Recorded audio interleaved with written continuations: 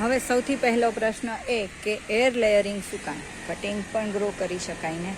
તમે cutting grow કરો, ધારો કે આ છે ફાઇકસ, તો આને અહીંયાથી તમે કટ કરો તો આ પ્લાન્ટ થશે જ, એની 100% ગેરંટી નથી. પ્લસ જેટલો ટાઈમ કટિંગ ગ્રો થતા લાગશે એના કરતાં એર લેયરિંગ ઝડપથી થશે. બીજું, કટિંગ કરશો એટલે આ બધા લીફ તમારે દૂર કરવા પડશે અને પ્લાન્ટનો ગ્રોથ અટકી જશે.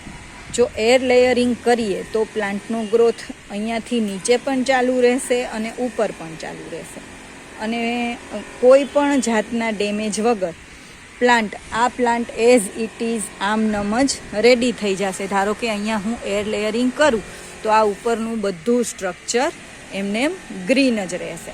કટિંગ ગ્રોનો એ ફાયદો નથી. પ્લસ તમારે બીજું કુંડું પણ નહીં કરવું પડે. જો તમે કટિંગથી ગ્રો કરશો તો તમારે એના માટે બીજું આખો પોટ રેડી કરવો પડશે. તમે રેતી નાખો, કોકોપીટ નાખો, એના માટે ધ્યાન રાખવું પડશે કે એને શેડમાં રાખવો પડે વગેરે બધાના તમે જે પોઈન્ટ ઓફ વ્યૂથી જુઓ ને તો એર લેયરિંગ ખૂબ સહેલું છે. અને ચોમાસામાં કે ફેબ્રુઆરીમાં તમે કરો, ચોમાસામાં તો 8 જ દિવસમાં તમે એ કાઢી શકો છો અને ફેબ્રુઆરી કે ગ્રોથ સિઝન હોય ત્યારે પણ 10 દિવસમાં એ બની જાય છે.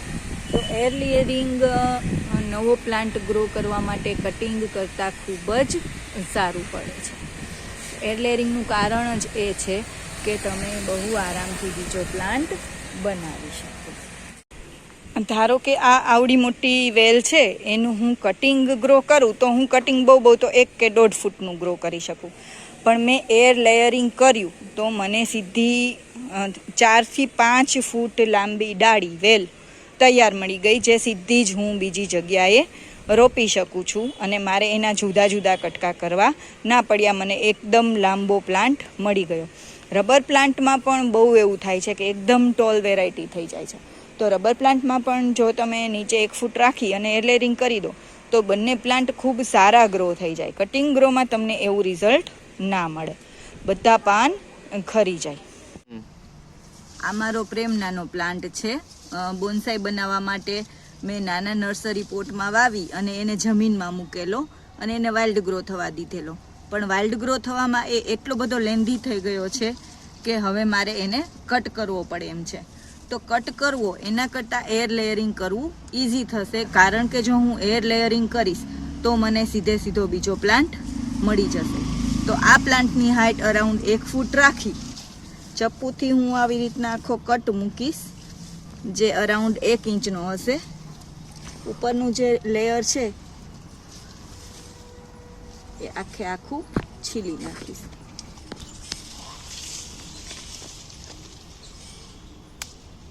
આવી રીતના આ ઉપરના લેયરને આખું છીલી નાખીશ. બસ સિમ્પલ છે, એકદમ સિમ્પલ. આને તમે થોડું આમ પણ ઘસી શકો છો. ચોમાસાની સિઝન છે એ એર લેયર માટે બેસ્ટ છે. હવે અહીંયા આપણે કોકોપીટ હોય તો કોકોપીટ, મોસ હોય તો મોસ, માટી, એવું એકદમ સોફ્ટ જે મટીરિયલ હોય એ મટીરિયલનો આખો બાઉલ કરી અને એને તમે અહીંયા ફિક્સ કરી અને હું તમને હમણાં વિડીયોમાં આગળ બતાવું છું કે કેવી રીતના બાંધવાનો છે. માટી કેવી રીતના તૈયાર કરવી તો જુઓ, આ છે ડ્રાય મોસ. ઘણા લોકો પાસે હોય છે અને ઘણા લોકો પાસે નથી હોતી. ચોમાસામાં તમે મોસ કલેક્ટ કરી અને એને સુકાવા દો તો પણ મળી જાય અને બજારમાં 50-60 રૂપિયાની કિલો મળી પણ જાય. ઓનલાઈન પણ મળે છે, એમેઝોનમાં બધે મળે છે. અને આ છે કોકોપીટ. હવે આ બંને તમે મિક્સ કરીને પણ યુઝ કરી શકો, એકલી મોસ પણ યુઝ કરી શકો, એકલી કોકોપીટ અને થોડું ઘણું વર્મી કમ્પોસ્ટ પણ તમે એડ કરી શકો છો. માટીનો ભાગ થોડોક રાખવો અને કોકોપીટ જ વધારે રાખવી, કારણ કે કોકોપીટ એકદમ સોફ્ટ હોય એટલે આમાં નવા મૂળને વિકસવાનો એકદમ સહેલું રહે. એટલે બની શકે ત્યાં સુધી કોકોપીટનો ઉપયોગ વધારે કરવો, મોસ પણ વાપરવી, કારણ કે મારી પાસે મોસ હતી. હવે આ તૈયાર કરેલી માટીને આપણે આ જે ડાળી છોલી હોય ત્યાં કોથળી બાંધી અને તેમાં આ મોસવાળી કોકોપીટ ભરી અને એને એકદમ અંદર જરા પણ હવા ન રહે એવી રીતના એકદમ ટાઈટ વીંટી દેવાની છે. આમાં તમે કોથળીની જગ્યાએ બોટલ પણ વાપરી શકો અને હું તમને બીજી પણ એક રીત બતાવીશ કે કેવી રીતના તમે કોથળી પેક કરીને પણ કરી શકો. અહીંયા મેં એક કોથળી કાપી અને પછી એને એકદમ ટાઈટ રેપ કરી અને બે બાજુ દોરી બાંધી દીધી છે. તમે એલ્યુમિનિયમ ફોઇલ કે પછી જે આપણે ગ્રાફ્ટિંગની ટેપ આવે છે એમાંથી તમને જે અનુકૂળ હોય તે વસ્તુ વાપરી શકો છો. અહીંયા મેં એક પ્લાન્ટ પર બોટલથી પણ એર લેયરિંગ કરેલું છે, જે પણ હું તમને બતાવું છું. આવી રીતે બોટલ કટ કરી અને મેં એમાં માટી ભરી અને ફરીથી એ બોટલ છે એને સ્ટેપલર પિનથી બંધ કરી દીધી.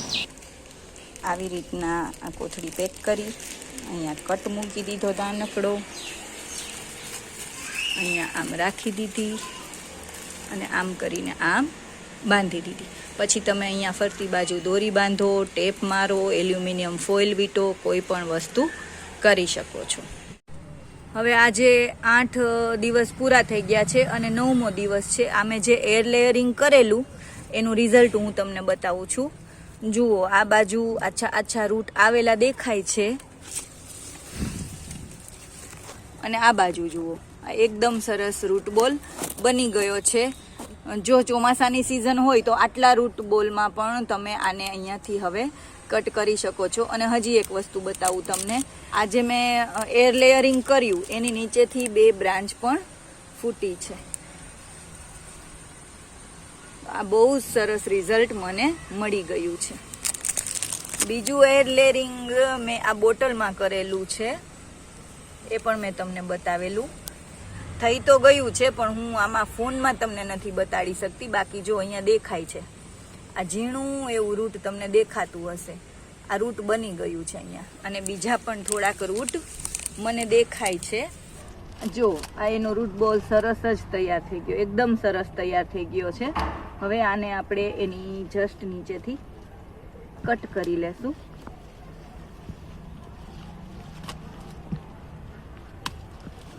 તમે જોઈ શકો છો આ આપણો પ્લાન્ટ રેડી છે, જેમાં કોઈ પણ પ્રકારનું પ્લાન્ટનું ડેમેજ નથી થતું, કોઈ લીવ્સ ડેમેજ નથી થતા અને આરામથી 15 દિવસમાં આ એર લેયરિંગ તૈયાર થઈ ગયું છે. આવું જ આપણે જે બીજું એર લેયર કરેલું જેમાં બોટલ રાખેલી તેનું રિઝલ્ટ પણ હું તમને બતાવું છું. આ જુઓ, આ મેં થોડું નીચેથી સ્ટાર્ટ કરેલું અને બોટલમાં રૂટ્સ એટલા બધા દેખાતા નથી.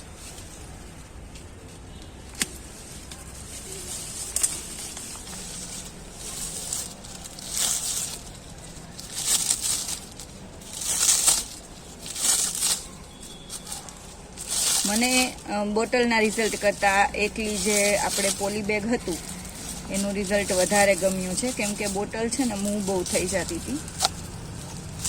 આમાં પણ રૂટ્સ તો આવી જ ગયા છે. જુઓ, બહુ સરસ રૂટ્સ આવી ગયા છે, તમે જોઈ શકો છો.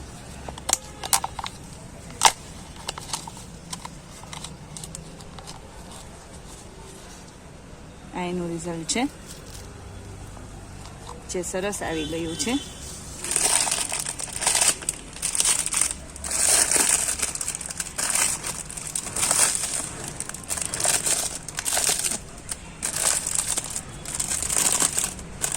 અને તરત ને તરત જ એક સોફ્ટ સોઇલવાળા પોટમાં રિપોર્ટ કરવાનો છે. આ રૂટ બાઉલ રેડી છે.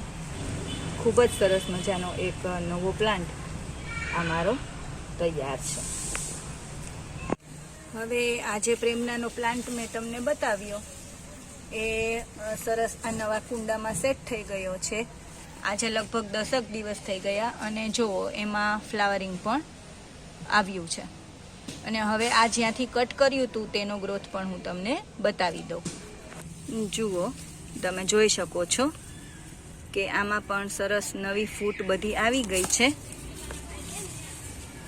આ મોટી ડાળી આવી ગઈ છે અને આ મારો જે મેઇન 1 ફૂટનો મેં તમને અરાઉન્ડ કીધું હતું એટલો પ્લાન્ટ રાખી અને મેં ત્યાંથી કટ કરેલો અને તે પણ સરસ ગ્રો કરે છે. તો આપણને એક પ્લાન્ટમાંથી 2 પ્લાન્ટ મળી ગયા છે. હવે એવી જ રીતના તમે જોઈ શકો છો આ મારી જે વેલ છે એ વેલમાં પણ મેં એર લેયર કરેલું, તેમાં પણ ખૂબ જ સરસ રૂટ આવવા માંડ્યા છે અને એ હવે આખી અહીંયાથી કટ થઈ અને ખૂબ સરસ નવો પ્લાન્ટ બની જશે. એક એર લેયર મેં અહીંયા કર્યું એક એર લેયર અહીંયા પણ આની પહેલાં કરીને કટ કરી નાખ્યું. એટલે તમે એકસાથે 2 એર લેયર એક અહીંયા કર્યું હોય તો બીજું અહીંયા પણ તમે કરી શકો છો.